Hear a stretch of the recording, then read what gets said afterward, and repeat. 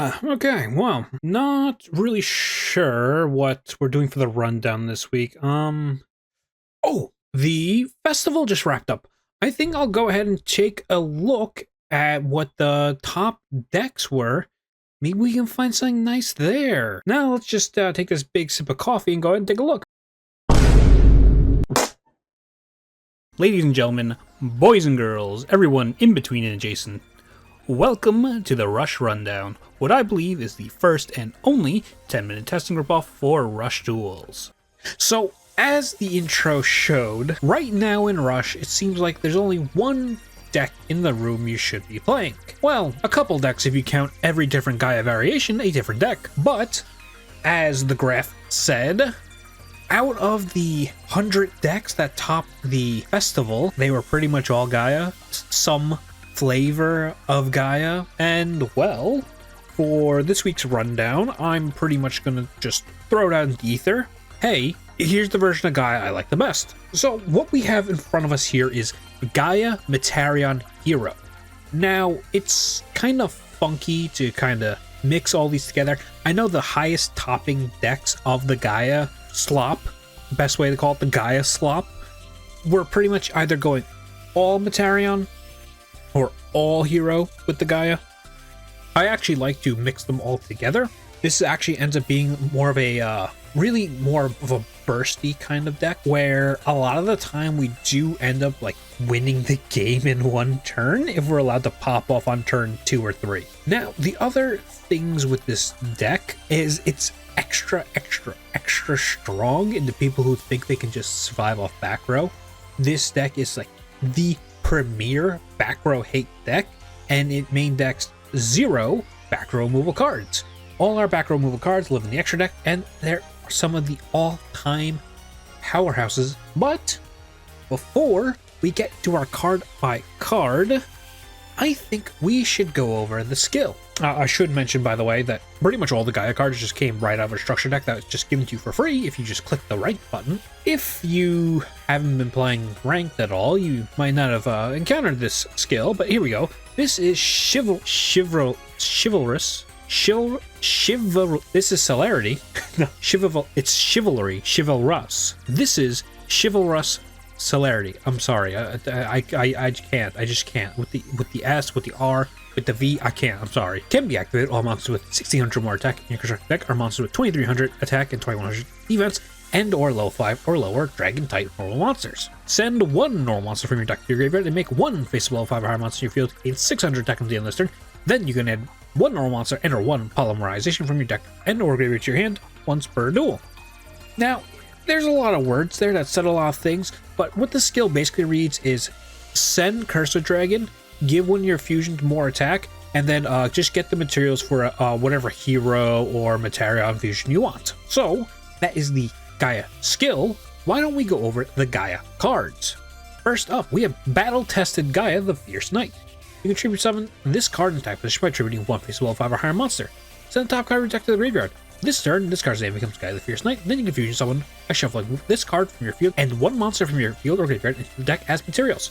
Frequently, you'll be activating the skill, targeting this battle-tested Gaia, boosting him up, sending Cursor Dragon, and then you immediately go fuse with battle-tested and Cursor Dragon into one of the Gaia fusions. However, there is also a pretty big warning sign. For players who are a little unfamiliar with playing the game, I should warn you that the effect of this battle-tested Gaia the Fierce Knight, his effect is to change his name to Gaia the Fierce Knight. So, even if you don't have a valid target to fuse into, he will still show his effect is activatable. You basically just screw up his effect, you'll activate it, you'll lose your chance, and he just sits there looking stupid with his name now being Gaia the Fierce Knight. You just gotta make sure you have your Cursor Dragon graveyard before you activate the effect. We're on 3, Rising Light Angel Ezel. You might realize that she was included with the new structure deck. Now, Ezel's really interesting. So, she's a card that's been in the game for a very long time now. She's personally my favorite card in Rush, but she actually has a really nice multi-purpose effect here. So, if you're not familiar, go over a little quicker than usual. If it is the second turn, and you have not special summoned this turn, you can use Ezel's effect. She sends the top 2 cards from your graveyard, and you can special summon any monster in either graveyard to your field. That's pretty good. However, Ezel has another reason for being in this deck, and that is to set up our graveyard with one of our normal monsters for either resolving the effect of battle tested or for having targets for our star restart. So it's really nice that one of my favorite cards gets to be very multi-purpose in this deck. We are on 2 Siesta Torero. This is my spicy tech of the deck. I really like using Torero to have his effect resolve, put a guy face down, and then pop the face down monster with a Star. Basically being this little 2-card combo that outs essentially any monster in the game, because if you're not familiar, a Star can target and destroy any face down card. I know you'll mostly be using it to pop Spell Trap, but the little combination. We're on 3 Cursor Dragon. We basically just want to see this guy to either dump him into the graveyard or have something to tribute over for battle tested. So we do max out on the Cursor Dragon. Honestly, it's not too worrying to brick on this guy. He is a level 5, so he needs 1 tribute, and we're only on the 3 battle tested. We don't have any of the extra Gaia dudes in the deck, so we're not really at that big of a risk for bricking. We're on 2 Avian, 2 Burstinatrix. We're basically just wanting 2s to occasionally open one of them to then go into the Burst Wingman by using the skill to add the missing piece. Honestly, if you want a more streamlined deck or a little more of a control-y style deck, you would cut these 4 out for the other Metarion names, and you would just play basically Metarion but with the Gaia package. We're on 3 Sword Dancer, as our only Metarion fusion is a Star. We only need the 3 Sword Dancer and the 3 Imaginary Actor. Our legend card is Polymerization. Of course, it is mandatory because it is mentioned on our skill. We're on 2 Star Restart. 3 would be pretty nice. I think if you're going to play the Metarion version of the deck, you'd probably end up cutting with the Torero for the 3rd Star Restart, but that's just a little me thing where I want to play my little Torero back. We're on our Court Order Talismanic Seal Array. Some people have been cutting Talismanic Seal Array from the Gaia decks, but I personally think you should probably keep it in. Honestly, we do need cards to put things back, and since we can't play pot, this is the next best choice. We're on 3 Fusion, because sometimes you really just want to hard open the Fusion so you can fuse for whatever else you hard open from your Fusion of monsters. We're on Negate Attack and Buffered Slime. Now you might notice with the deck, we're actually playing a lot less traps than we normally would in these kinds of decks. The thing with Rush right now is the current format, because of these Gaia decks, the back row is pretty hateable, and if you're not trying to play a deck to specifically counter the Gaia cards, something like a deck that's playing like Forever Freeze and Ice Terrace, or things like King's Majesty, you probably shouldn't even bother with those, because it's a high likelihood that they just get popped by this deck. Now our extra deck, we're on 2 Ashura Star, 1 Gaia Conqueror of Champions, materials Gaia the Fierce Knight and Cursor Dragon. During your main phase, you special summon this card, shuffle 1 monster from your graveyard to the deck, except for a magical Knight type monster. This turn, this card can attack directly, or destroy 1 spell trap card on your opponent's field. Both those effects are absolutely insane. He is MST on legs, or he can just swing directly to the face. His effect is limited to the fact that he can only do it the turn he's summoned, so he's not completely broken, but you can see they slapped the limit 1 on him for a very good reason. We're on 1 Swift Gaia the Dragon Champion, 1 warrior type monster with 2100 defense, plus Cursor Dragon. Send a top card deck to the graveyard. This card inflicts piercing battle damage this turn. If you have 0 cards in your hand, you can also draw 1 card.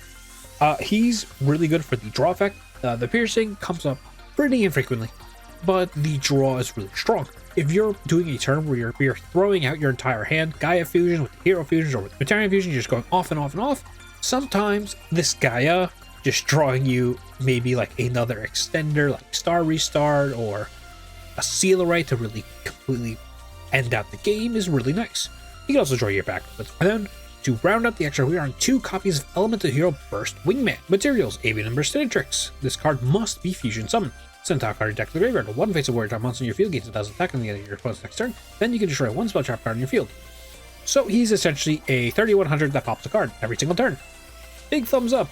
Love this guy. I do enjoy playing Pure Hero this format, but if we're getting serious about playing ranked, then you should probably play a Gaia variant. But I love the hero cards, which is why this is my Gaia build of choice, because I just really love the hero stuff. So with all that said, let's check out some games. Alright, here we are, game number 1, and our opponent is playing Spellcasters. Not exactly the meta powerhouse of the format, but it's still a decent and interesting deck overall. You can see we didn't open too great. Honestly, we're just happy to be able to set all our cards, but we did pretty much draw way too many of our Metarion cards. Yeah, we could go a turn 1 Ashura Star, but then we probably just get run over. Now you can see the opponent's just playing some spellcasters out. We'd love to see them start Mystic Dealer, meaning they don't really have that many good cards in hand. They do go ahead and pop our Polymerization, which is really rough, but it's fine overall because we do have our once per duel add. They go ahead and just swing over 2 cards. They didn't really see anything playable, so they just set 2 cards and went in with their monsters. You can see we drew pretty damn good, getting the hero stuff, getting access to Curse of Dragon and everything. So we're going to go ahead and Tribute Stone Curse of Dragon, activate the Polymerization. We're going to fuse off for our Burst Wingman. Go ahead and summon the Sword Dancer. Burst Wing and boost himself. Pop the back row. It was a Seal Array, nothing too crazy. And this is when we start feeling really good, because the opponent goes ahead and activates Card Restoration.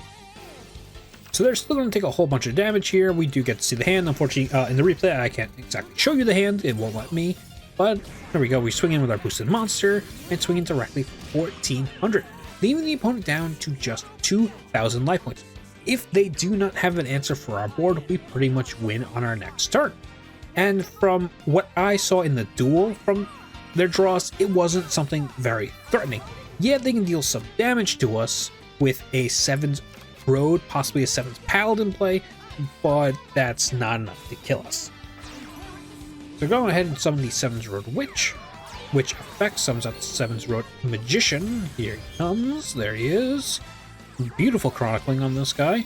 Activates the effect, Talismanic Seal Array. They are just going for a whole bunch of damage, but like I said, that is not going to be lethal.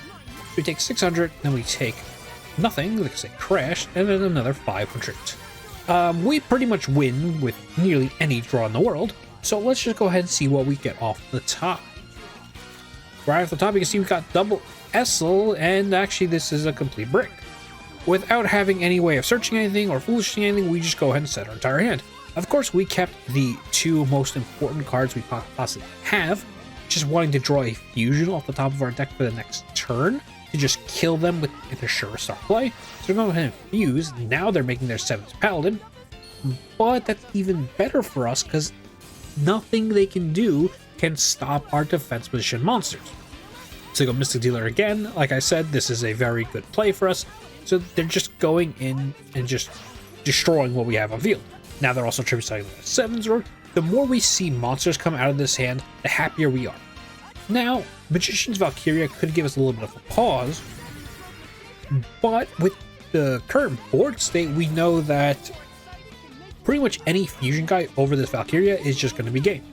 Now we finally do find our fusions, 2 of them in fact, so we're going to go ahead and summon our 2 Metarions, use the fusion spell, summon up the Ashura Star, go ahead and activate Talismanic Seal Array, putting some cards back into our deck. We usually go for the extra deck guys here, and whatever like kind of fusion plays we go next is where we kind of go. Now this is exact lethal over the Valkyria, so we're just going to pop the back row, boost our attack up a little bit just so we get even stronger. It was a musical princess, so we had nothing to worry about the entire time. We just kind of did a little bit of overkill, and hey, that's fine. Alright, here we are, game number 2, and our opponent is playing Dragons, the previous best deck in the room, and you can see we open another suboptimal hand.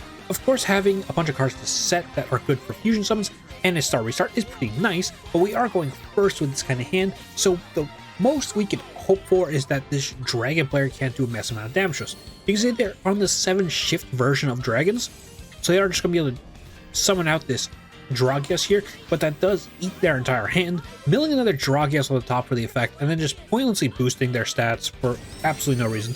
They swing over 2 monsters, and then the third with Sylphitra. They have 1 set card on the field, and this basically says to me, almost any hand can just kill them from this position, which is really crazy. So we're going to go ahead and Essel, hoping to hit a Curse of Dragon, which we do. So we're going to summon out 2, tribute them off with the Battle Steed Gaia. Fusion summon the Swift Gaia, because this is in hand where we get to throw out our entire field. So we're just going to add our cards here. Go ahead and go Fusion. Polymerization, I mean, sorry. They're essentially the same card, with fundamental differences. Fusion out the Burst Wingman, this lets us pop the back row. But first we're going to summon out the Sword Dancer. Pop the back row, it's Phantom Mind. Okay, draw a card. It is fusion. That's pretty cool. We're going to have to set that. Unfortunately, we did mill the negate attack, which would really help us out here against dragons. So we're just going to swing and deal a whole bunch of damage.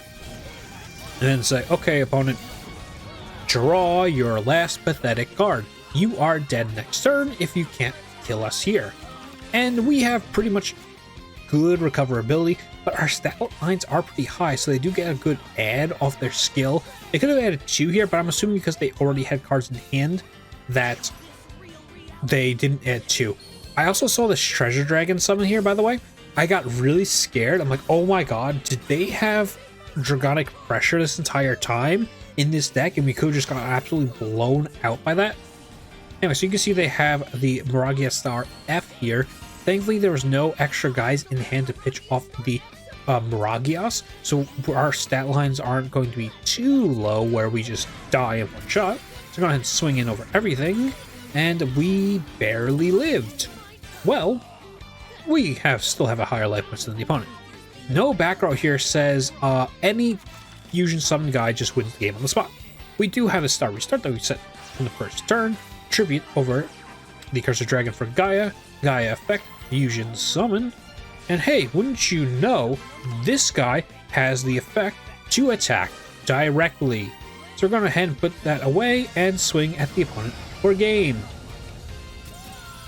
Just a crazy interaction. The last card we'd expect to be activating for game, just winning out for us. Alright, here we are, game number 3, and you know what that means, a 1v1 versus Cyber Dragon.